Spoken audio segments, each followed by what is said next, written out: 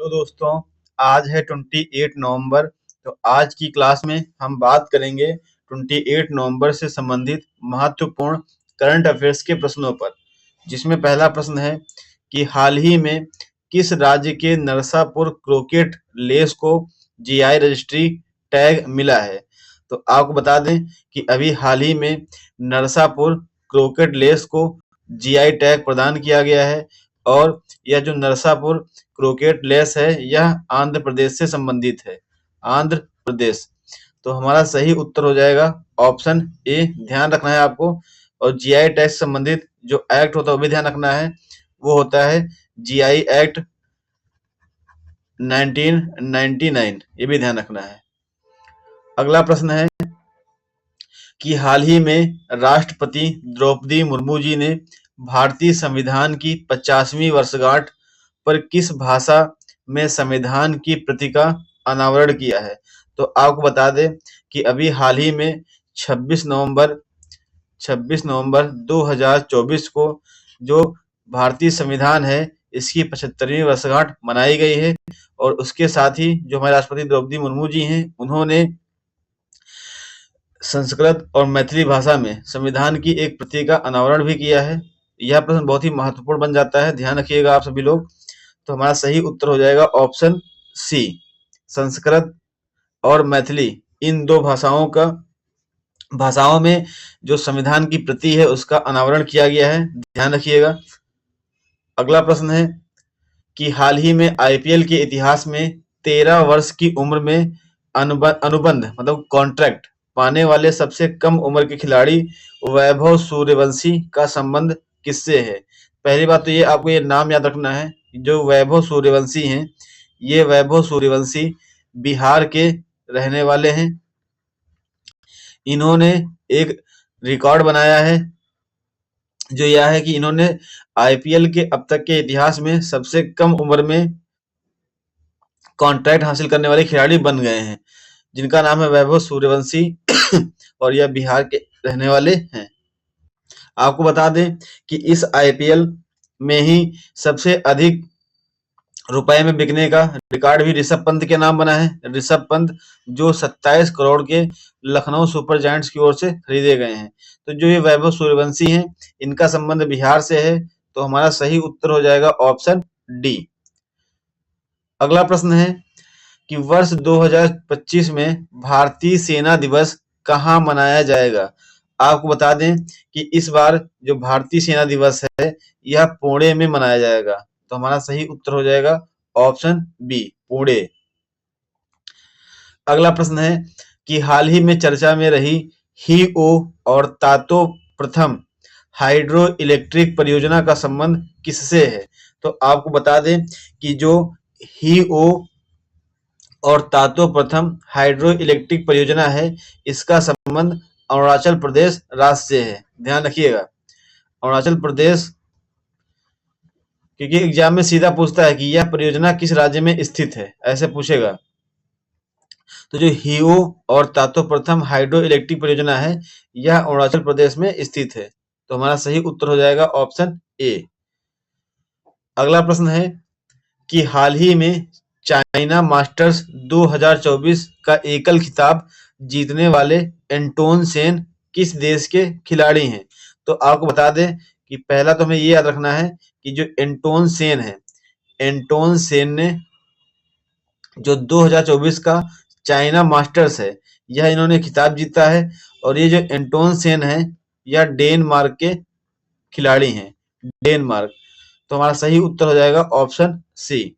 Denmark से Anton Sen का संबंध है जिन्होंने चाइना मास्टर 2024 का एकल खिताब जीता है।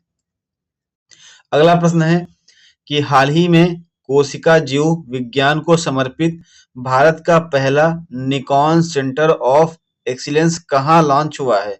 तो आपको बता दें कि अभी हाल ही में आईआईटी जो हैदराबाद है, इस आईआईटी हैदराबाद में जो देश का पहला निकॉन सेंटर ऑफ एक्सीलेंस है तो इसको लॉन्च किया गया है। यह प्रश्न बहुत ही महत्वपूर्ण है, आप इसको मार्क कर लीजिए, क्योंकि देश में कुछ भी अगर प्रथम होता है, पहला या अंतिम, तो वह एग्जाम के लिए बहुत ही महत्वपूर्ण हो जाता है। इसलिए ध्यान रखिएगा कि जो निकॉन सेंटर ऑफ एक्सीलेंस है यह देश का पहला है और यह कोशिका जीव विज्ञान को भी समर्पित है, ध्यान रखिएगा। और इसको आईआईटी हैदराबाद में लॉन्च किया गया है। तो हमारा सही उत्तर हो जाएगा ऑप्शन डी।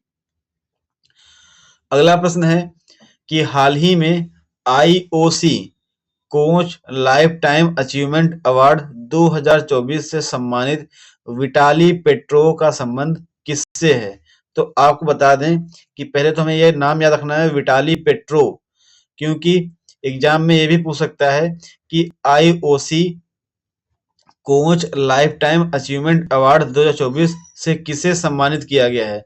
तो वो विटाली पेट्रोव का, और इनका संबंध है यूक्रेन देश से। यूक्रेन जिसकी राजधानी कीव है।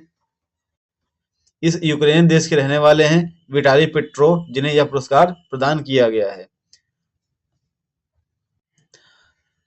अगला प्रश्न है कि हाल ही में वरिष्ठ आईपीएस रश्मि शुक्ला को पुनः किस राज्य का डीजीपी नियुक्त किया गया है?